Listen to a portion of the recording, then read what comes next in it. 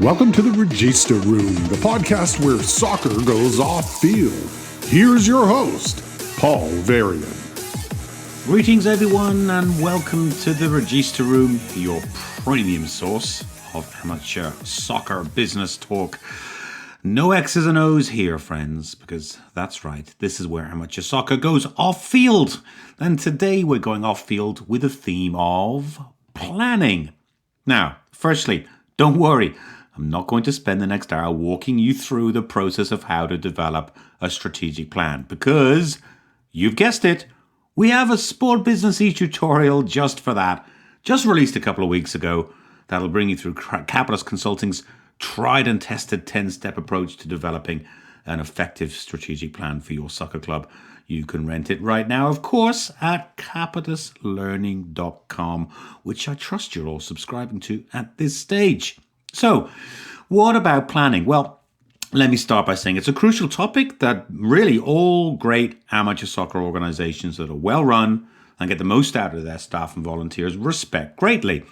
And it's kind of topical right now because there's been an explosion of sport organizations in general turning now to the development of new strategic plans in particular as they finally start to work themselves out post-pandemic. So, in this episode of the Regista Room, we aren't going to lecture you with the fundamental planning process. Keep listening. It's going to be cool. Instead, we're going to, through the great guests we have lined up, highlight and examine what post-pandemic planning looks like, laced that it is with all kinds of idiosyncrasies, now that's a big word, that weren't there as much in 2019. Well, like what, I hear you say? How has planning changed from what it was like in 2019? Well, firstly, if there's one thing the pandemic's brought to life in sport management, it is uncertainty. And this has greatly impacted the nature of soccer organizations' planning, and at times it's led them to decide not to plan at all. It's just too volatile at times to make any sense. Those that did plan realized, I think, that for a plan to be of any use, they had to do two fundamental things, and they are these. Firstly, strategic plans needed to be high level and without the traditional sort of tactically focused hard KPIs that are associated with them, so these plans could be flexible enough to bear the uncertain and often changing business conditions the pandemic was throwing at these organizations and still remain relevant strategic references for the club's board and management to follow. And secondly, supporting operational plans, which, as you know, are the plans that detail the programs and activities that put a strategic plan into action. Well, these needed to be simplified and reduced in length and term. And in the latter, in terms of term, I saw operational plans over the last couple of years that were no longer annual plans, as was traditionally the length of time they would be, linked to annual operating budgets. But instead, these plans were quarterly or even monthly. And at times, I saw some soccer organizations at the height of the chaos of the pandemic literally planning week to week. Another major change I think the pandemic brought that has affected how soccer organizations plan has been this notion of amateur sport essentially being the property of community. The very act of taking amateur sport away from us showed how much it meant to us in the provision of quality of life, particularly in our youth. And the importance of the youth sport coach in the lives of many young people was heavily underscored. I spoke to many soccer coaches during the pandemic who described themselves at times as more of social workers than technical instructors of sport. And this was particularly the case for high participation team sports like soccer. So the result from a planning perspective is many amateur sport organizations use their planning to redefine or at least strengthen the connection between themselves as sport organizations and the local communities that they served.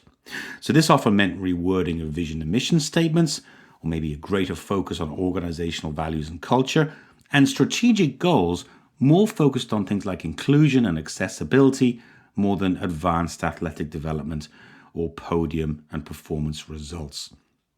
We're going to look at a case study example of this in one of our interviews later in this episode. And finally, a big one that I have to say is still very much lingering around today, even though it feels like we're through this pandemic, and that is organizational capacity. And any Regista roomers out there who are members of boards of directors of amateur soccer clubs, please listen carefully to this. Many amateur soccer clubs had to scale down their capacity drastically over the pandemic. You all know that. But what is not has widely been acknowledged are two things. Firstly, the drain of capacity has been far more than the system intended and actually continues to this day. Sure, sport organisations chose to let some people go, but more followed out the door than we planned for, and sadly they're continuing to go. And two, the recovery to pre-pandemic operating capacity has been harder and importantly slower than we expected, and this largely relates to the availability of people.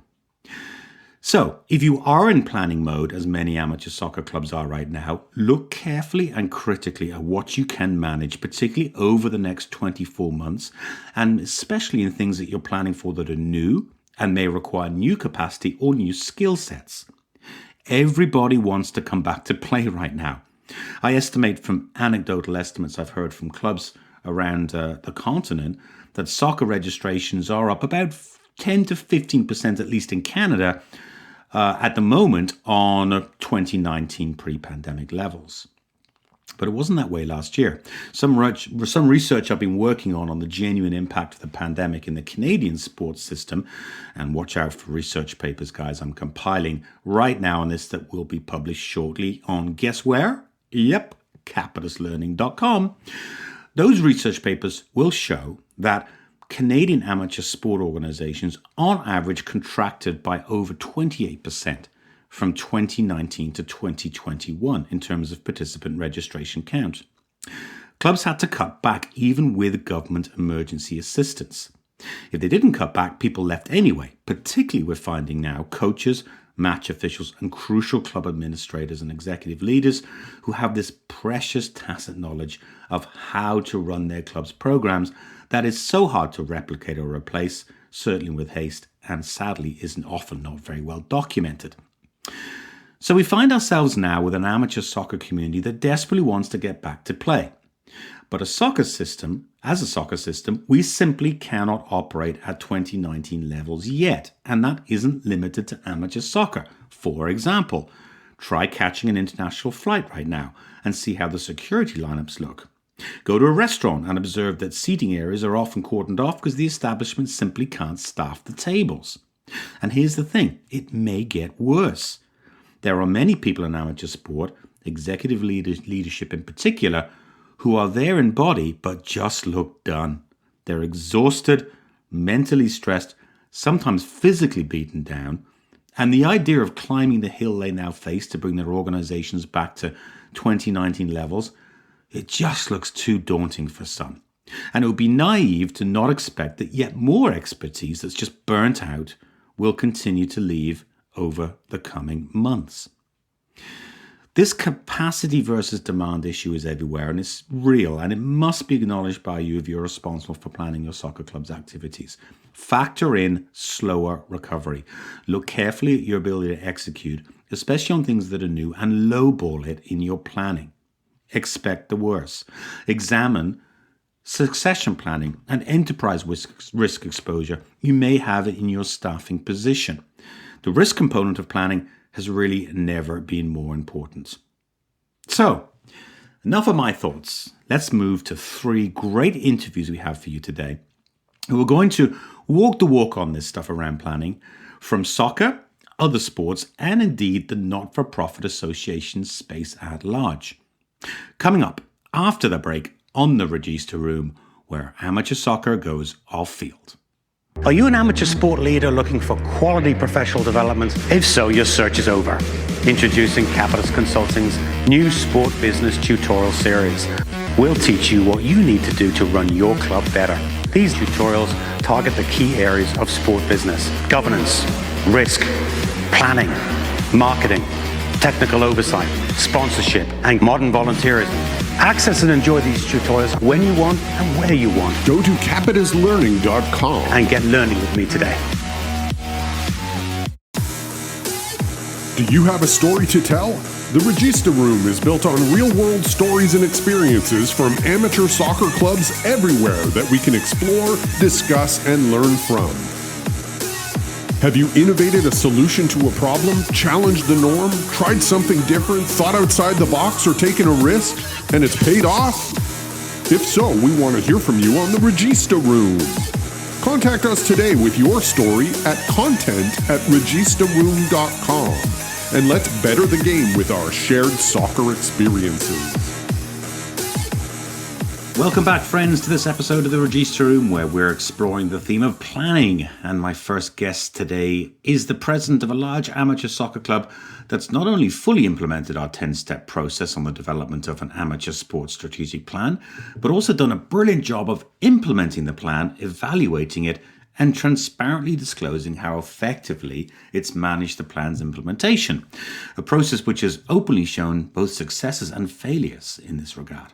Coquitlam Metroford Soccer Club is a well-established soccer club located in Coquitlam, a northeastern suburb of Vancouver in Canada that's experienced considerable growth and development in recent years. Metroford, as the club is often dubbed, has had a reputation for technical excellence and a commitment to player development over the years, which remains to this day.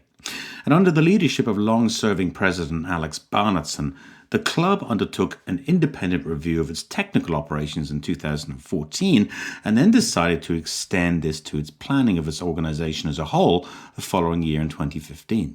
I was delighted and privileged to help Alex and Metroford out in the development of this plan. And the process crafting it was a real journey and a great case study of how to build great stakeholder value into your strategic plan and use it as a guiding light for budget deployment, executive accountability, and keeping the board honest in its governance role. This is a great interview that you should pay careful attention to if you're a skeptic of strategic plans and the value they bring, or if you're looking for a good reason to develop one. But an advance warning for you here, friends. I wasn't in my studio when I recorded this interview, and my microphone was terrible. So be prepared for me sounding like I'm broadcasting from the moon, or for those of you who are old enough to know, singing the verses from Video Killed the Radio Star. Enjoy, Regista Rumors. Alex, thanks for joining us today. How's things on the West Coast? Things are great. Pleasure to be with you. It's been a long time. Wonderful indeed. Well, Alex is here to join us today to talk about the strategic planning process that Coquitlam Metroford Soccer Club undertook a number of years ago. When did you start that planning process? I'm trying to think back. It came after two interactions. One, we brought United coaches in to do a technical assessment. And then so we wanted that technical assessment to be balanced with an overall organizational assessment. What did you like about the process that was undertaken? The process we went through was extremely comprehensive. Number one. Number two, it was very turnkey. So, we were intimately involved with driving the process, but the actual production and the engagement, there was a high degree of trust with our board to empower you to do that on our behalf.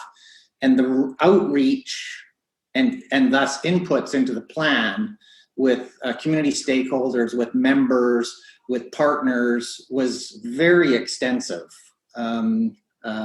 Judgments or assessments on what we were doing. So it was very good to quantify and validate that.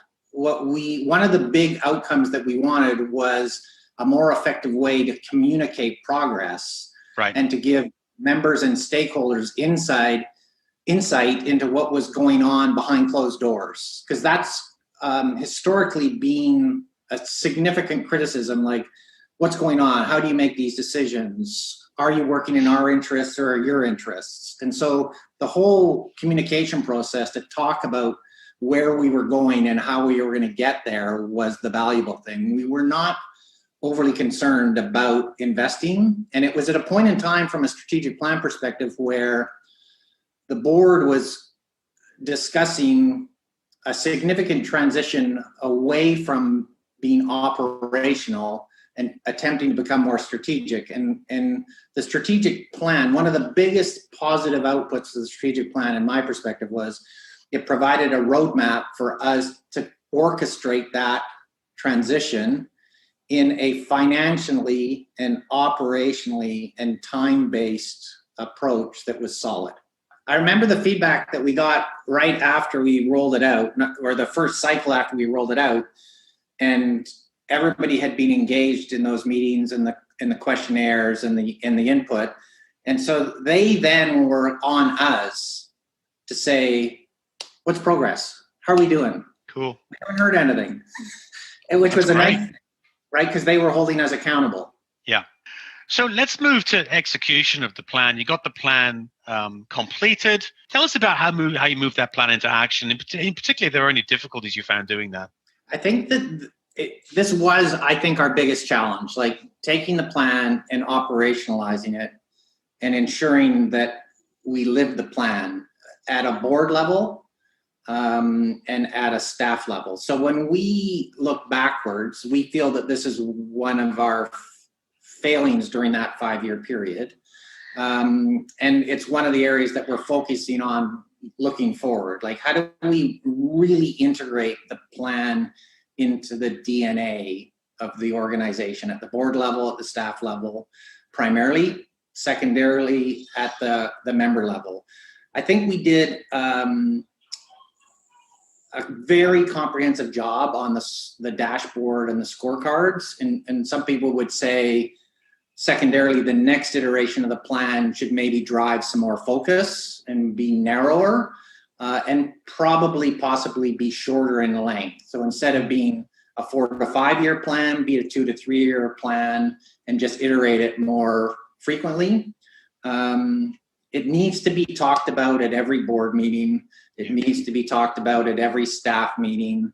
We would do it annually, quite successfully, semi-annually, quite successfully, but that's about where it stopped because you get so distracted just by doing.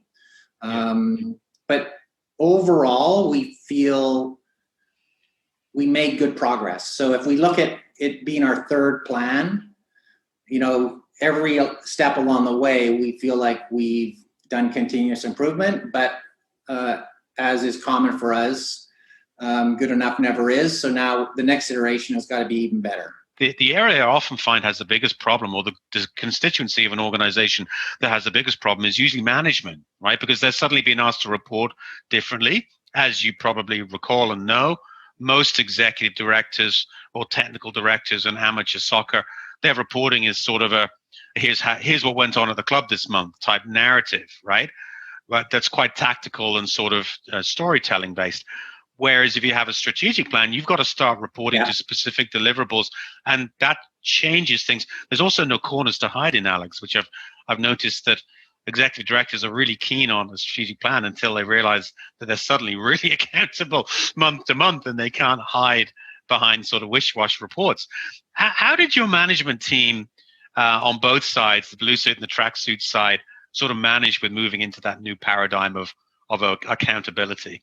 I think that we struggled with that, to be honest, and keeping in mind that we were transitioning from our technical director, Sarah Maglio, getting promoted into executive director role, and her background is the sport, the coaching, the technical side of things, and this is much more operations management and executive management. And so, frankly, in hindsight, I'm okay with that. This is part of the learning process. As we go through the next iteration, the plan, which will be a refresh of the current plan, in my view, that'll be subject to board agreement, obviously, but I think that that's pretty broadly agreed. But it'll be much more staff-led this time. They might have, some external support, but I think that the big learning is, unless they're building the plan, do they really own it? So the previous iteration was very much the board plan. Sarah was involved, but now as the team's built out on the staffing side of the club, the next iteration we are looking at as being the staff's plan. But that's great, because that's also, that starts, in my opinion anyway, in my experience, you start to build genuine teeth into your management capability on your staff, right? Because as you say, I mean, if you plan for your staff and hand on the staff, they will never move beyond task-based line staff type mindsets, right? Yeah. But if they have to build the plan, and there's a lot that goes into that, as we know, having gone through it, and you make it their responsibility, you're suddenly now building all kinds of decision-making into your staff complement. The other side of that, though, is your board then has to move again to move up another level again. Is that something you've considered and discussed? It's something we've considered. We have had some discussions about it. We've been pretty successful at separating the board from operations and reminding the board, you have an input, that's not your decision. I mean, I can think back, I think it was during this 5-year period, I'm quite certain it was, a situation at the board table where somebody was basically calling into question what staff leadership was recommending. And at that point in time, I said, well, okay, well, look, you understand that that's staff's decision. Yeah, I understand it, but I don't think it's the right decision. I said, okay. So then at this point in time, do you feel strongly enough to table a motion of non-confidence? And the board member went, what are you talking about? I said, well, if you're telling us as a board that you're not in agreement or don't want to follow staff recommendation, that means you don't have confidence in staff.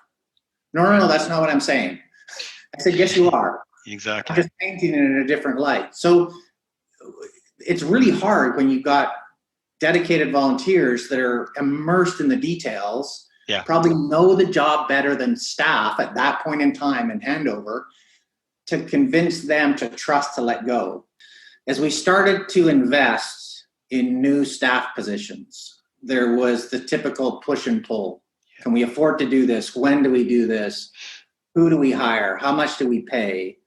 And so when we mapped out the budgets for staffing, which is a big expense for the biggest expense for most volunteer organizations, there was that push and pull. Yes. And so we just basically said, but wait a second. We said in the strat plan that we are going to do this. Why are we changing our mind? Right. And it just deflected the conflict that happens in these discussions to, you're right, we already agreed to this. Yeah. Now we're just having a discussion about the details of how. And maybe some variations around timing, but we then recircled and said, yeah, that's what we agreed to. We need to make this happen. Yeah. So you mentioned, Alex, that you're coming to the end of the term of this plan, but the next plan will, I guess the vision of the plan remains the same for your organization, and there isn't a fundamental U-turn or change that you see in the direction. But what do you think still remains to be done in terms of where you are now from where the plan was and it started in 2015? Well, since I'm trying to remember the time frame. The biggest change was, and it's going back to what I said earlier about staff involvement. We asked staff and it was a facilitated process, to review the mission, vision, purpose, and values, and develop principles of behavior. So that work is complete, and that will be the precursor to the next plan. Great. That will then get replicated in their involvement in iterating the next plan. And then we're right now researching some technology solutions to help take the strategic plan, create an operational plan, and then drive staff plans out of that, so that everything is then connected. And then there's a rhythm, starting with staff meetings, to board meetings, to quarterly reviews, to semi-annual reviews, to annual general meeting.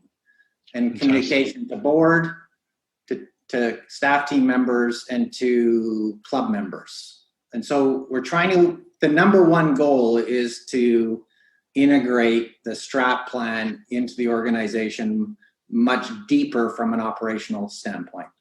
Yeah, fantastic.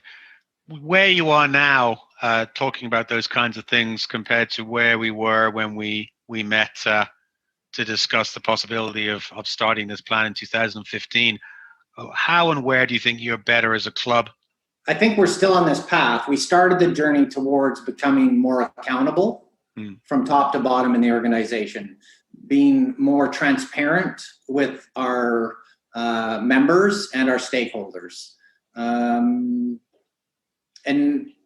I think that's been good progress and was important to get done. And now we'll see if we can move the needle even further in regards to operational integration.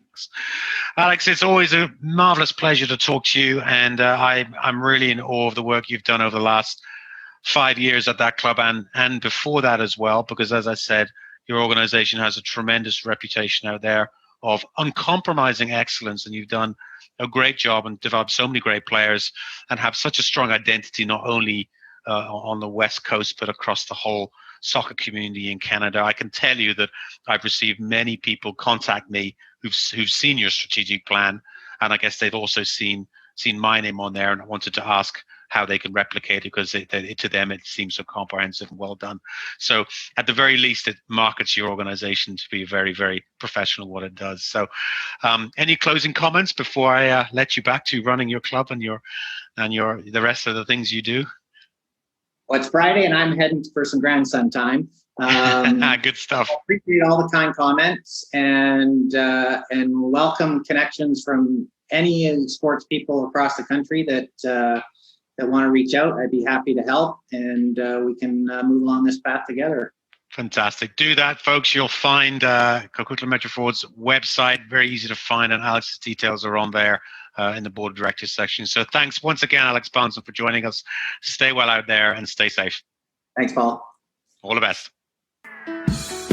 Hey, amateur soccer club leaders.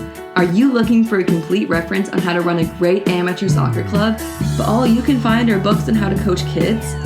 Introducing Amazon's #1 bestseller, Don't Blame Your Soccer Parents, your complete guide on how to run a successful amateur soccer club, covering everything from managing your boardroom to overseeing your director of coaching or raising corporate sponsorship.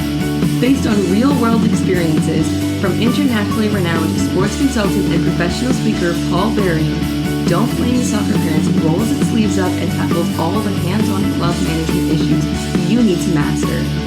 Governance, planning, staffing, volunteers, finance, technical oversight, marketing, evaluation, and more. You'll find it all in the most comprehensive soccer club management reference on the market today. Pick up your copy on the Amazon platform or at don'tblamethesoccerparents.com today. Imagine not having the chance to play sports as a kid. Imagine not having those memories, those experiences. Imagine your childhood without them. If I wasn't able to play, I would miss my friends. I would miss being active and the chance of being competitive. Basketball has taught me how to work as a team, how to communicate, and how to adapt to any situation. My goal is to play for Team Canada and make it to the WNBA. The skills kids learn through sports are carried with them throughout their lives. But all across Canada, kids are being left on the sidelines because they don't have the resources to play. We owe all kids a chance to experience everything that sport has to offer. Help unleash the full potential in every child. Visit kidsport.ca so all kids can play. Welcome back, everyone. Our next guest brings us outside the sport of soccer to learn from another great strategic planning example, this time in the sport of rugby.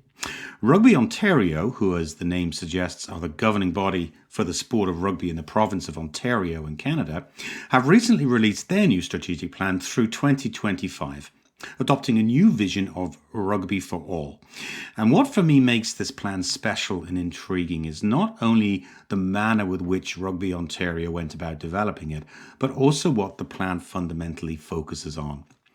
Led by a committed and highly engaged planning task force that blended both board and executive leadership, Rugby Ontario effectively used the pandemic break in regular rugby activities to take effectively a kind of a long, deep breath and engage in in-depth outreach and conversation with the rugby community in Ontario, really about the future of the game.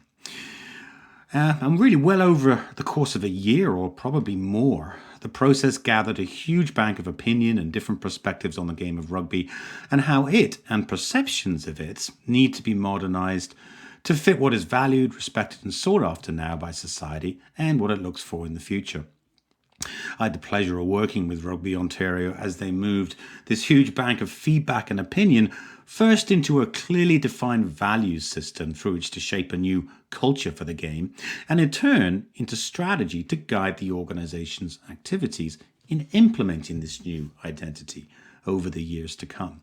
And the result is a compelling plan that's exciting for the reasons of what Rugby Ontario has decided it stands for and commits to as much as what it says it's going to do.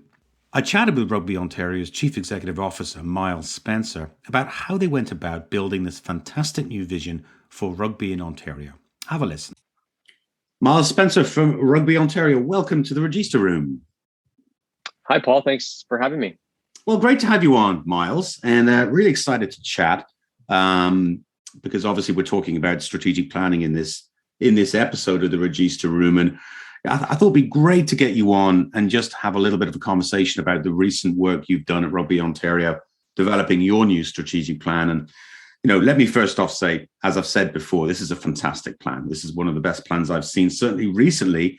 And one of the things that makes it a great plan in my mind is how well you've done in linking this plan to overall culture, overall identity you're trying to drive, not only in your organization, but in the game of rugby at large. So maybe just for our listeners' benefit, maybe you could just give us a little bit of a sort of an overview as to how the game of rugby has been changing over the last 10 to 20 years and how, as the governing body for the sport here in Ontario, you're trying to actively manage and drive that. Thanks, Paul, and appreciate the compliment around the plan itself. A culmination of a lot of work and a lot of consultation with our community, but really proud of the outcome and setting the new direction for our organization and the sport of rugby in Ontario over the next few years. To answer your question, rugby has been an evolving sport in our province here in Ontario and across the country. As you say, over a decade plus, the game is increasing in popularity. We're contending with the realities of the COVID-19 pandemic and what that's doing to change the landscape for sport. However, I feel that we've got a great foundation from our community itself in terms of the culture that exists in rugby, the deep-rooted community connection that rugby clubs and organizations have always had historically in our communities across Ontario and Canada. That being said, we're in a situation where we have to look at how not only the sport landscape has changed, but how society has changed in recent years and how perhaps COVID-19 has been a big driver of some of that. But those are realities that aren't unique to our sport, certainly being felt by all sports, all sectors across the country. But rugby specifically continues to be a niche sport by and large. We're trying to change that narrative from being labeled a niche sport. We want it to become the most inclusive and accessible sport there is in this country. And that's something that I know that my colleagues in other provinces and at the national body share in that vision of wanting to be that sport. But our focus in our new strategic plan, as our vision rightly says, is rugby for all. But it's going to take a lot of effort to realize that vision of rugby for all. We know that. We've definitely reoriented our strategic direction around making sure that we can provide unique value to those that participate in our game. And by those that participate in our game, I mean not just those playing or coaching or refereeing, but of course those that are leading our clubs, leading the organizations that truly create those participation opportunities. As a governing body, we've got a broad mandate in that regard, of course. But what we've tried to do with our new strategic plan is really to focus around supporting our club community and building belonging, and making sure that what we do and how we do it services the diverse communities that we ultimately serve and support. Yeah, I mean, look, and folks, if you haven't taken a look at the plan, go to rugbyontario.com and take a look at it. It's a brilliant plan. Fundamental to it, Myles, is this sort of 5-point framework you have that really not only allows sort of strategy to flow very easily out, but I think really just forms a great sort of framework for how you want rugby to be in going into the future. And just to reiterate, there's 5 main points. The first one is supporting the club community. Second one, building belonging. Third one, perform with excellence. Fourth one, advance a rugby culture. And the fifth one, invest in the future, which really speaks to the concept of sustainability. Bring us through how you got there, because I know there's a lot of discussion with your board, with your task force that crafted this, and a huge amount of consultation you took, not just over a matter of months, but really over the course of a full year, right? Absolutely, yeah. We delivered a strategic plan that was the culmination of a lot of work over a fairly protracted period of time. Of course, the pandemic, like many of our projects and initiatives in the last couple of years, certainly impacted our timeline, but we utilized that extended timeline in the way I feel to our benefit. Allowed us to really dive deep into some really important topics, things that were surfacing quite consistently in the outreach and consultation that we were doing.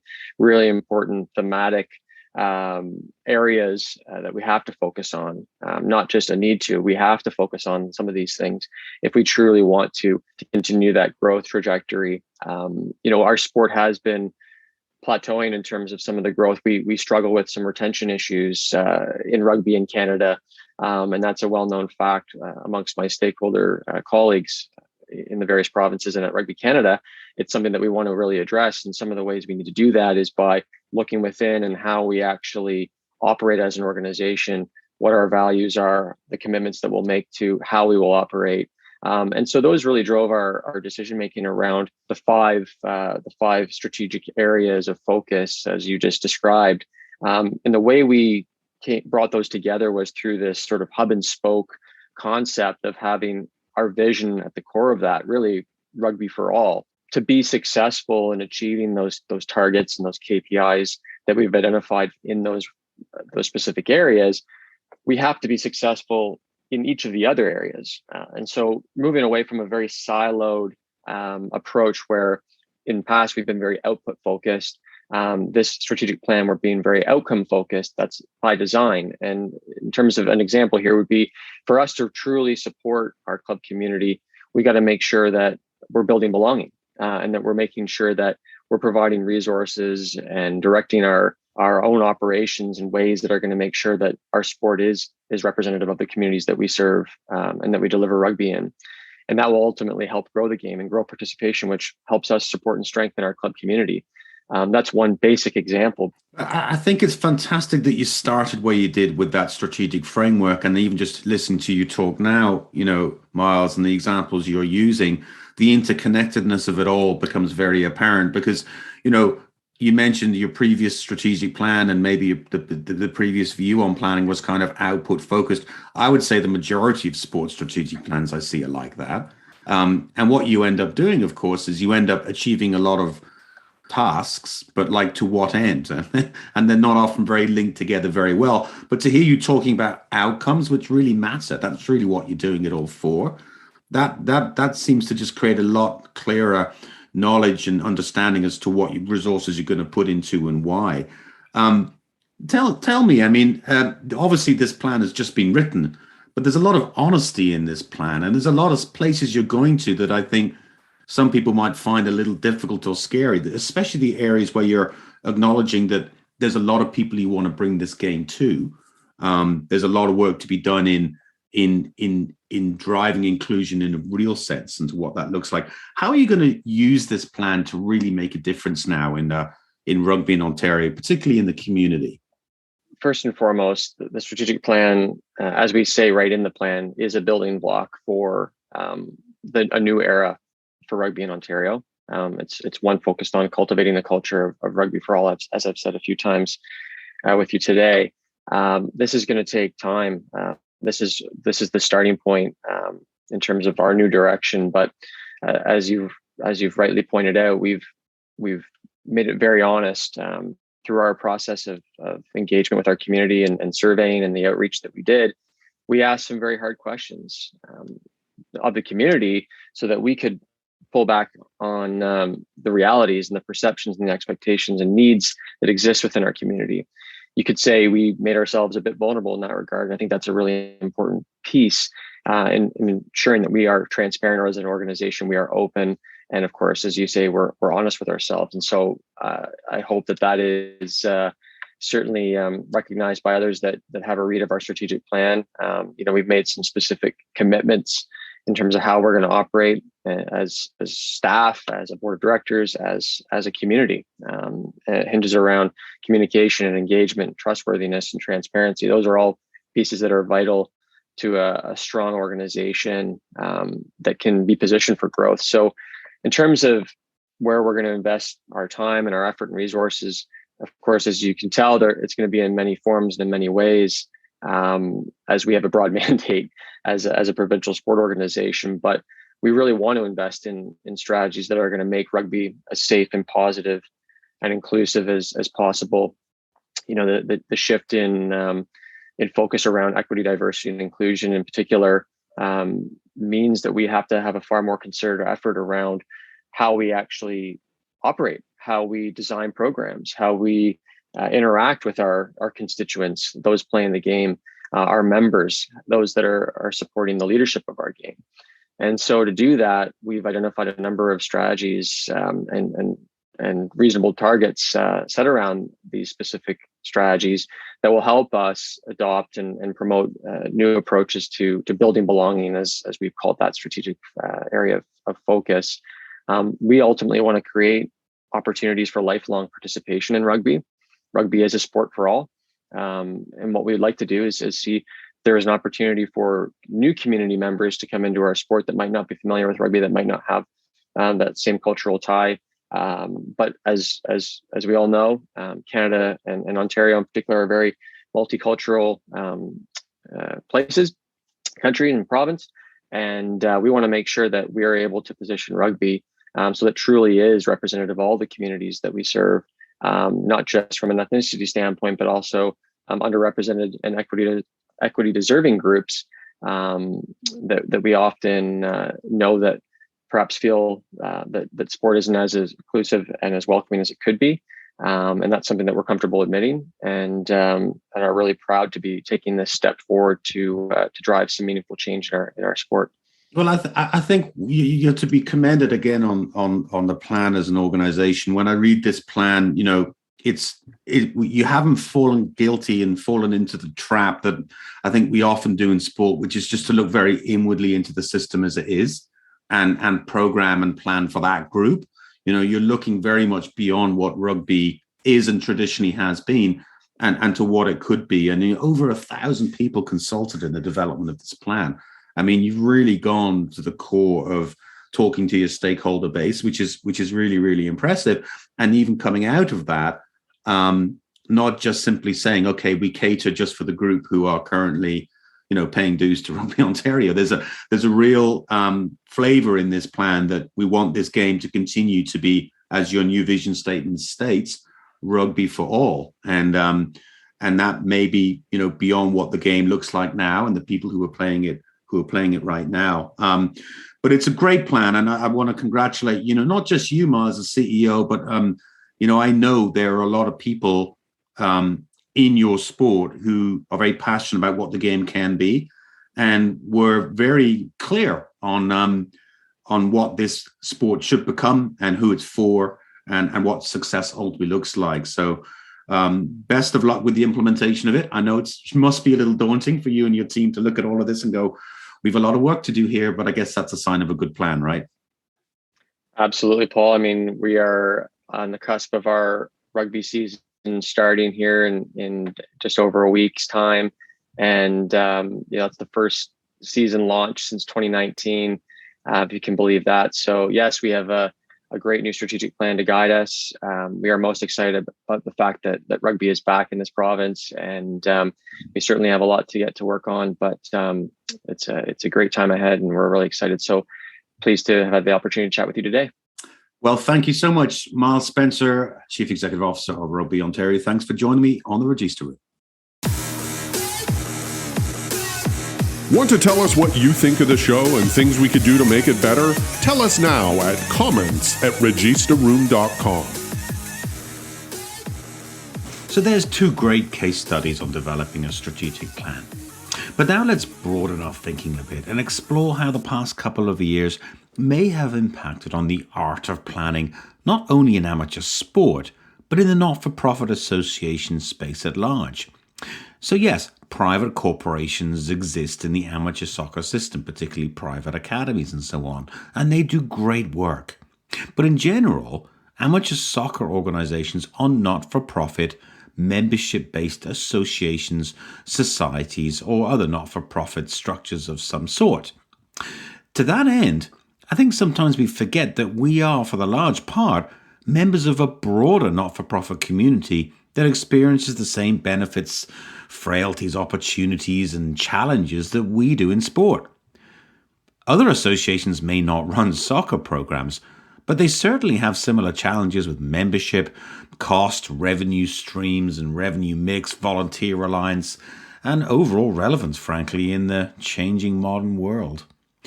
Meredith Low is an expert management consultant who drives organizational effectiveness in many types of membership-based associations and commercial organizations for that matter. And she's experienced in assisting not-for-profit membership-based associations in developing their strategic plans.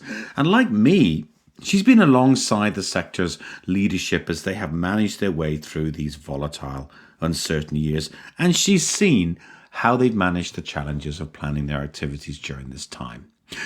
I caught up with Meredith to see what her perspective was on the changing phase of planning as we move into a post-pandemic phase for the not-for-profit sector at large. Have a listen.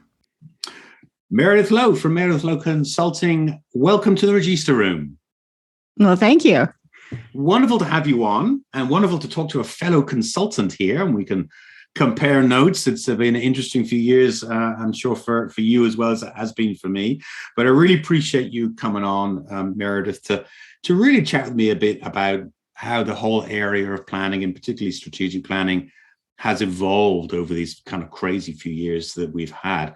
Just for the benefit of our listeners, you work with a whole variety of not-for-profit associations, some of which are maybe sport and recreation related, but you do a lot of work in trade associations and broader not-for-profits as well, right? Yeah, I work a lot with professional associations and trade associations, and I work with some charities, so say like a humane society.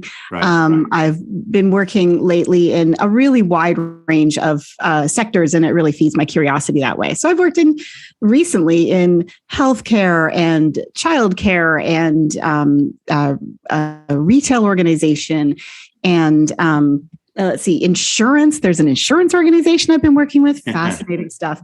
So I'm the kind of person who I've got a mental health organization I'm working with, medical technology. So I really, really like having that kind of breadth. I have worked with some sort of more sport and recreation organizations in the past, but I really like the opportunity to sort of hear how things are going in various segments, various sort of neighborhoods of the society and the economy, and sort of just hear how people approach things. We've seen in the sport business, a real sort of commoditization of sport. I think the assumption has been in amateur sport that you join the association, which let's call it your local soccer association, to buy soccer programs. And that ostensibly is true. But what we went through that was really interesting over the last couple of years is we suddenly couldn't sell soccer programs. So what's the value of the club now? And a lot of clubs were forced to, I think, really think, all right, well, what is our relationship with our membership? And how do we foster that and keep that going when we can't play sports? And it's been to their betterment, Meredith, at the end of the day, because this concept of belonging and this concept of an association or a club being more than just about what you materially or transactionally buy from them has really brought home. Have you seen that the pandemic sort of strengthen that value as well, or at least have associations understand that they're more than just selling educational services or whatever it might be? I think I think the answer to that is probably fairly mixed, right? So some associations in some members' minds really stepped up and fought for their members in the context of, pandemic supports or pandemic policies and things like that. So I know some associations had a very frantic time, 2020, 2021. And things were very, very intense for the senior leadership, for the board, for all the staff, for, a lot of the volunteers. Some membership-based organizations really stepped up for their members during the time of, very deep crisis. Some kind of disappeared for their members. And so I think there's a real variation in terms of whether the relationship was strengthened or not. I think in terms of delivering services, a lot of organizations that had been completely reliant on in-person activities for their revenue model, for a lot of the services that they delivered to members and so on, education, but also networking or, things like that. If you were heavily reliant on in-person and you just threw your hands up and gave up and said, well, we'll just wait, then you had a rough time. But if lots of organizations really recognized the opportunities of being in Canada, we say that we have too much geography and too few people, and I don't think that's necessarily accurate. But the fact is that Canadian organizations should be excellent at serving people in remote and rural and smaller communities, scattered across a large geography, right? A lot of people have a long way to go to get to services, activities, recreational activities, right? And so figuring out how to serve people like that virtually is something to think through. And so maybe in the sporting area, that has to do with thinking through how to serve people in rural and remote communities a little bit differently. If you're, say, a provincial sporting organization or a national sporting organization, like how to overcome those barriers to accessibility. And so that's the broader lesson I would love to see people think through is COVID really forced people through the virtual door as in terms of service delivery. And I think that there are some really interesting possibilities that open up there. Now, obviously, if you're talking about sports, that's usually something that people actually do, in person, and you actually do it. But I think that broader question of how do we serve communities that aren't necessarily geographically concentrated really well, and recognizing the importance of doing that, I think that's really come to the forefront for membership-based organizations. Yeah, it's interesting you say that, because a lot of particularly the sports governing bodies over that period of time, they took the opportunity to move a lot of their educational and certification services online fully. So and that resulted, interestingly, in doubling, tripling, or sometimes quadrupling of enrollments in these courses. And guess where those people were from, Meredith? Northern Canada, rural Canada, these places where they couldn't or wouldn't drive X number of hours and book hotel space, and the cost of getting your license would be not just the cost of the license, but 2-3 days out of your life and all of that travel cost involved too. So you're absolutely right. That is, I think, where there's been kind of a silver lining to this. Let's move to the planning conversation. Obviously, you do a lot of strategic planning. You've done it before the COVID. You probably did it like me during COVID, which was kind of interesting. And now, hopefully, coming out of it, and it'll continue. Tell us how you've seen your clients and the associations' approach to strategic planning change over that period of time, if at all. Or are you seeing people still see it, in terms of how you build it and how you look at it and how you use it, the same as it was in 2019? Or have you seen a graduation and change there? That's a good question. I think the answer, continues to emerge, right? Because strategic planning is something that you don't necessarily do, annually, or not at the same level of intensity anyway. It tends to be something that you'll devote a significant amount of resources to every maybe 3 years. Maybe you do checkups every year, but so it's a little bit more periodic. So certainly lots of organizations just kick that can down the road during the height of the pandemic times in the early years. I think because, partly because everybody was very busy, and it was just really, really hard to see ahead. So I think a few things that I've seen since then, though, since sort of the great pause.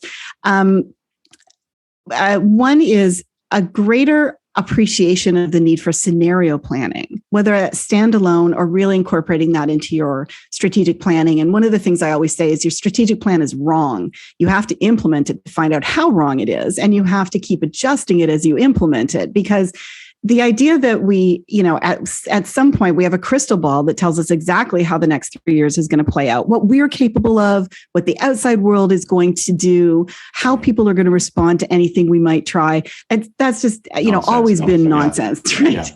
And the pandemic made fools of us all, but some of us maybe saw it coming a little bit better in terms of, plans make fools of us all, right?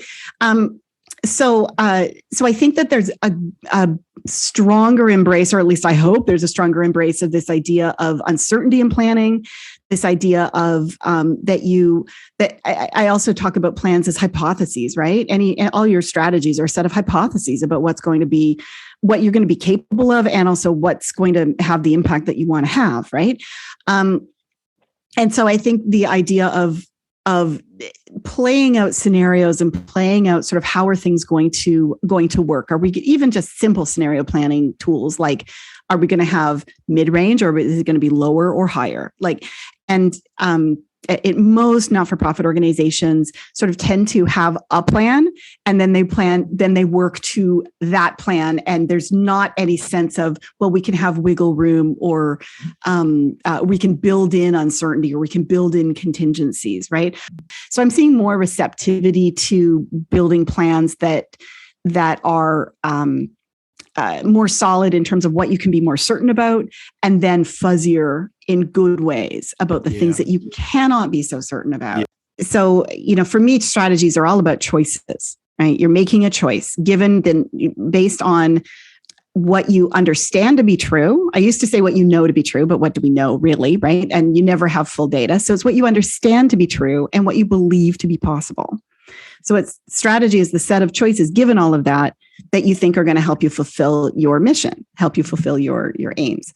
And I'm definitely seeing sort of tighter thinking and decision-making about how does that all hang together. And so I think metrics can help you recognize what exactly that strategy is trying to achieve. What you're making this choice, but why this choice versus that choice? So I am seeing a logical tightening up, and real people seem to be quite receptive to that. So, certainly some volunteers have fallen off and just, they've just got other things happening. And so volunteerism, remains a challenge in a lot of areas. But the volunteers that I'm working with, the volunteer board members, are really being thoughtful about, what are we going to do? What makes us think it's going to work? How are we going to check and see if we got it done? And then how are we going to see if, getting it done led to the outcome we were hoping for? And so in areas where, for instance, if you're trying to do advocacy, if you're trying to shift public opinion on something, if you're trying to get the government to do something different, it is very hard to have tight KPIs because, it takes a long time to move those battleships around. And, maybe there's heavy weather. You can't tell what direction you're going in. Anyway, that analogy is probably limited, but it's very challenging to have KPIs that are really really tight. And I think probably at the provincial and national level, sports organizations hit those issues. But people really are looking for logical framework, and how does the logic fit together of a plan, as opposed to just, we're going to say something very high level and fuzzy, and then the staff are going to keep doing the things they've always been doing, and they'll measure the heck out of them. People want to see how it fits together better, I think. It remains to be seen, I think, for me to see how strong the values conversation will continue to be. And I think that it falls upon good people to keep driving that forward, because the social energy for that may not continue to be sustained in the same way. So it may be that it will take, people will have to push it more uphill, right? I don't think it's rolling downhill in the way that it was before, just in terms of people raising those points and so on. Having said that, I think that there are also constituencies, and I would say it is the lucky organization that has a constituency within it that's, essentially holding up the list of values that's on the website, saying, hey, see these values that you have: diversity and inclusion and accessibility and equity, and, values that raise those points. And then they can point to programs, activities, gatekeeping, standard setting, whatever, that doesn't actually align with those values. And I think that's going to continue. And I think that organizations that have those constituencies within them should count themselves lucky, because the alternative is people just walk away.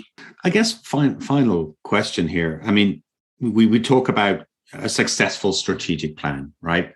And in your experience, what is that? And if there is such a thing, what have organizations done well to make it successful? So I'm moving a little bit into implementation and, evaluation and outcomes and all those kinds of things. But, I've seen evaluations where we just basically tick boxes beside the outputs we've accomplished and move on to the next one.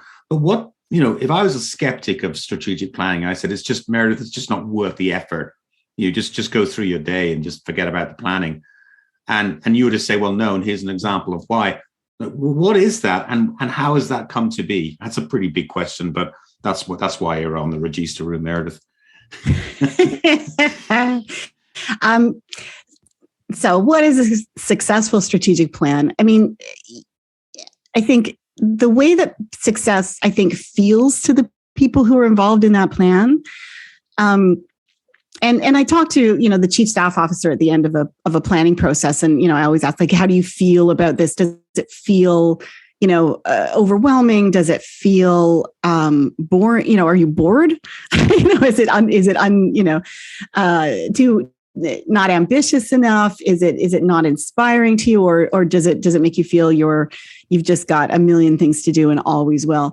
And obviously I'm aiming for something in between, right? Yeah. Where people feel like they have a sense of what needs doing, but they don't feel like they have to, empty the ocean teaspoon by teaspoon. Right.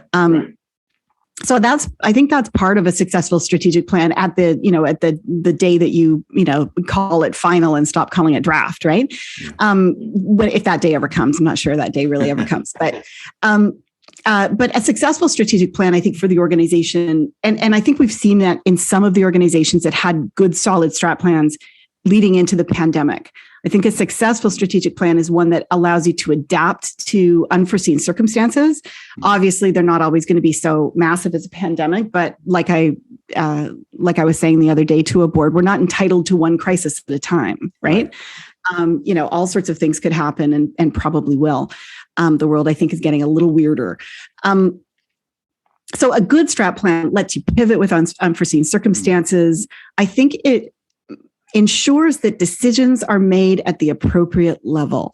So the board needs to provide enough strategic guidance that the decisions made at the operational level, whether that's by staff or volunteers, are informed by the directions the board wants to take, but their hands aren't tied. I think that's also a successful strategic plan, is that you have at the level of strategies, the board is making the decision and providing adequate strategic guidance, that it's still high level, but it's not just, airy and vague. And then at the tactical level, you've developed the tactics enough that staff are empowered to go and make decisions, understanding that they know how it all fits together and what they're trying to accomplish. So I think that's where the whole structure fits together. Yeah. And what I was saying before about like having, understanding the logic of everything. If people understand the logic, then at every level you can explain to a given committee or to a given, subgroup within your organization, hey, here's the big picture, here's how you fit in, and here's all the stuff that you can figure out. But also we want to hear about that, because there is such a thing as emergent strategy, and you want to hear how things are actually being implemented. So you want to have that flexibility, not just for unforeseen circumstances, but for delightful surprises. Right. So a successful strategic plan, I think, is one that advances the organization in the direction of meeting its mission, given the circumstances. Yeah. Right. And so it doesn't rake people over the coals for not being able to deliver in-person programs during a global pandemic. Yeah. But it also doesn't keep people so stuck that they just sit on their hands and they say, well, couldn't do that thing that we wrote about 3 years ago, so I guess we're gonna take the day off. Yeah, and so interesting you give that sort of an analysis of success. I completely agree with you for what it's worth, and I find myself very often working with clients, particularly if they're at community level, and a lot of what they do is very granular in nature. They tend to get into tactical stuff very quickly when they're trying to craft strategy, and I'm constantly trying to pull them up. And to your point, it's probably fair to say, isn't it, that the more granular you get, the less effective your strategy will be over time, because it becomes irrelevant, or it doesn't give you the wiggle room you refer to. It becomes very prescriptive. Right. And that's a big rabbit hole sport goes down. We love to program things, Meredith. We're great. I always say in sport, you give us the coins in your pocket and we can go run a sport program in that field over there, but we won't be able to tell you how it did, and we won't be able to tell you why we did it. So we're not good at the stuff around the actual act of programming, but we're absolute ninjas of programming. And so planning tends to get that way. But you're saying, and I think you're quite right, have the courage to make your strategic plan big and broad and nebulous, because you need that flexibility to build programming different directions, different resource capabilities, different things that are thrown at you. As you said, it's never one crisis at a time. And if you're literally saying we're going to be deploying this operating budget into this program activity on this date 3 years from now, A, it's not nonsensical, and B, it's just not effective, right? Oh, yeah. I mean, if you have, say, a 3-year plan, a great deal of your year 3 planning should be TBD, right? I mean, Yes, depending on how this other thing went, right? The nice thing about a 3-year plan is if you're trying to develop something new, you can have, year 1 is explore, year 2 is test, year 3 is implement, right? So that's the nice thing about a 3-year plan. But I would really, I think I would really, the challenge when you have a very operational group of people, right? When the board is typically people who are hands-on, handing out the orange slices or whatever it is. Or booking the fields, or, if they're very hands-on in the organization, a strategic plan, I think you also don't want to overburden the idea of a strategic plan. If you have a small organization and it's very community-based, I think you want to keep it simple, but I would say that that's where vision and mission actually get to be important, and having some sense of, okay, is our mission to ensure excellence in this sport? Or, I mean, I'm making these up, or is our mission to try to get everybody to try it, right? Yeah, and I mean, obviously, that's actually a very big conversation that we always come down to is, are you about athletic performance or more people playing? And it's very different programming around those two different directions. Yeah, absolutely. That would take you in all sorts of different directions, right?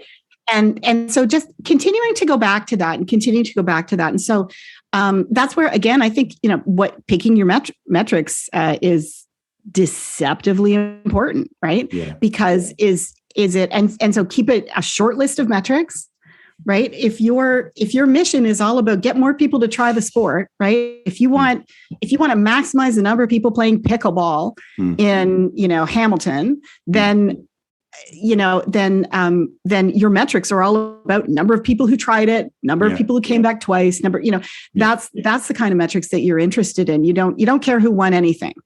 Meredith, it's been tremendous speaking to you. The great Meredith Low, I will say. Thank you so much for joining me here in the Register Room. Oh, thanks for having me, Paul. It's a real pleasure. Need help managing your amateur sport organization but don't know where to turn? Look no further than Capitus Consulting, your dependable partner to help you through the challenges and issues you routinely face in and around your sport boardroom. At Capitus Consulting, we're different. We've directly managed amateur sport organizations from community club to national governing body. We understand your side of the fence because we've been there ourselves. We know from experience what makes sport organizations successful and where they go wrong. Reach out to us today at capitusconsulting.ca and let's start building your sport business today. So, all good organizations plan well, and amateur soccer organizations are no exception. It may not excite some people, particularly traditional sport volunteers, who'd obviously much rather be on field coaching, convening tournaments, or organizing events. But it's essential to what you do and a key element of what makes great amateur soccer clubs great. In this episode of the Register Room, we've shown how Capitus Consulting's 10-step process to building a great strategic plan works. And if you're interested in more on this, read the tutorial on strategic planning at capituslearning.com, and it's all laid out for you there. But we've also seen from Rugby Ontario that modern sports strategic plans are way more than the arbitrary business of deciding what you want to do as an organization. Modern strategic plans entrench their organization's vision and mission at their core and answer clearly the question, what are we trying to do and why? And crucially, the best strategic plans drive decision-making and behavior in everyone associated with the organization that uphold core values, build organizational culture, and create organizational identity. So we move beyond the question of what are we trying to do to the other key questions of why does it really matter, who are we, and what do we stand for? This is the real value and power of sport and what truly matters. It's when people who don't feel included can genuinely see their place. It's when we can raise our kids to where we aspire them to be through sport. And it's where we feel happy, fulfilled, and know that we're making a difference in people's lives that is positive and matters. Planning matters. Don't delay it, dismiss it, or write it off. Get it right. And so many other things will fall into place if you do.